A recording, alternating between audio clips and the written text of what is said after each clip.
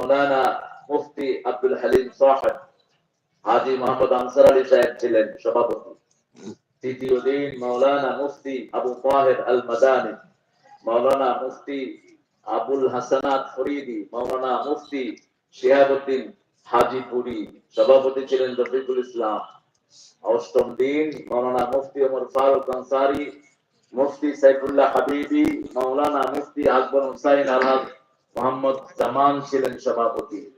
আজকে হলো শেষ দিন, আখিরি দিন। হাফেজ মাওলানা মোহাম্মদ মুফতি খাদিমুল ইসলাম নাটোরি কোথায় চলে গেল? সূরা মুলকের দুটি আয়াত থেকে তিনি কথা বলেছেন। তাবারাকাল্লাযী বিয়াদিহিল মুলক। এটা রাতে পড়েন তো? পড়েন তো? রাতে না, 24 ঘন্টা একবার পড়লেই হবে। কিন্তু রাতটা হলো আহসান। রাতটা কি? আহসান। রাসূল রাতে কোরআন পড়ার নির্দেশ করেছেন। কার থেকে? কুমিল লাইলিল্লা কালিলা নিসফাহু ওয়া বিনকুস মিনহু কালিলা আও জিদ আলাইহি ওয়া রাত্তিলিল কুরআনা তারতিলা। আগের আয়াতে বললেন কুম ফাআনজির, জাগো, সতর্ক করো। পরের সূরায় বললেন কুমিল লাইল, সারা রাত জেগে থাকো। ইল্লা কালিলা, কিছু অল্প, অল্প বলতো নিসফা, অল্প হলো অর্ধেক। আবিন কুসমিন হো কালিলা, ওখান থেকে একটু কমাও। আও জিদ আলাইহি, অথবা একটু বাড়াও। রাত্তিলিল কুরআনা তারতিলা, তারতিল সহকারে কোরআন পড়ো। আল্লাহ পড়ার তৌফিক দান করুন। আমিন। কোরআন পড়বেন তো ইনশাআল্লাহ? কয়াত আপনারা কয়াত পড়বেন? সাধারণ লোকেরা 100 আয়াত। কয়াত? 100 আয়াত। 5 ওয়াক্ত ইমামের পিছনে থাকলে 100 আয়াত এমনি হয়ে যাবে। রাসূল সাল্লাল্লাহু আলাইহি ওয়াসাল্লাম বলছেন যারা 100 আয়াত পড়ে গাফিলদের মধ্যে তাদের নাম যাবে না। যারা 200 আয়াত পড়লো নেককার হিসাব আল্লাহ কবুল করে নেবেন। 300 আয়াত পড়লো মুহসিনদের কাতারে আল্লাহ তার নামটা লিখে দিবেন। আর যারা আলেম ওরা পড়বে প্রতিদিন 5 পারা। ইবনে ওমরের একটা হাদিস থেকে বর্ণিত, রাসূল বলেছেন, ইবনে ওমর তুমি এক মঞ্জিল তেলাওয়াত করবা। এক মঞ্জিল। কয় মঞ্জিলে কোরআন শেষ? 7 মঞ্জিল। কয় মঞ্জিল? 7 মঞ্জিল। আল্লাহ পড়ার তৌফিক দান করুন। হাফেজ মাওলানা মুফতি আজমল নবীল সাহেব।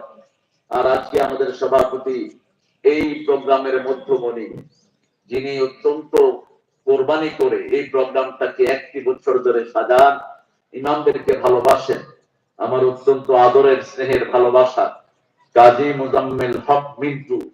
আল্লাহ তাকে ইসলামের জন্য কবুল করুন। আল্লাহ তার 2টি ছেলে 1টি মেয়েকে কবুল করুন। আমি তো আসতে করতেছি, আপনাদের জন্য দোয়াটা কবুল হবে। এবার বলেন আমিন। আমরা আরে ভাই, দোয়াতে কখনো কিন্তু কারোর জন্য বদদোয়া দিয়েন না। আপনি দোয়া করলে আল্লাহর হাবিব বলেছেন আগে ওটা আপনার জন্য কবুল হবে, তারপরে মানুষের জন্য। এবার বলেন আমিন। দোয়াতে সবাইকে শামিল করবেন। ওই গয়েশ্বরের জন্য দোয়া করবেন, আল্লাহ যেন তারে মুসলমান বানায় দেয়। আমিন। তুই গয়েশ্বর বেটা, তুই মুসলমান হয়ে যা। হিন্দু ধর্মের মধ্যে মূর্তি পূজার কোন জায়গা নেই। সব এক আল্লাহ থেকে এসেছি। কয়জন? এক আল্লাহ। বিপদে পড়লো কিন্তু কোন হিন্দু দুর্গারে বলা যায়? কারে বলা? এই জোরে বলেন, কারে বলা? আল্লাহ। তো এই জন্য এটা লাভ কি? দুর্গারে কয়েকদিন পরে কোথায় চুবায়? কোথায়? নজরুল যখন বললো ভগবান বুকে বাড়ি পদ চিহ্ন, মোল্লারা কয় এটা কাফের। নজরুল কয় তুমি কাফের বেটা। আমি ওদের কথাই বলেছি, ওরা এটার পূজা করে এটারে পানিতে চুবায় পাড়ায় পাড়ায়। ঠিক না ঠিক? পদ চিহ্ন তো ওরাই ওদের ভগবানের বুকে মারে, আমি মার বুঝি। অসাধারণ ছিলেন নজরুল, আল্লাহ তাকে মাফ করে দেন।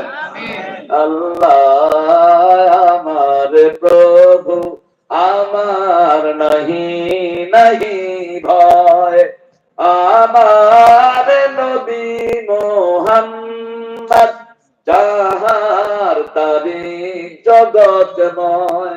আল্লাহ আমার প্রভু, বলেন আল্লাহ আমার নাহি নাহি ভয়। ঠিক কিনা? ভয় করি একজনকে, কয়জনকে? আমাদের ছোট্ট ছোট্ট ছেলেরা দেখি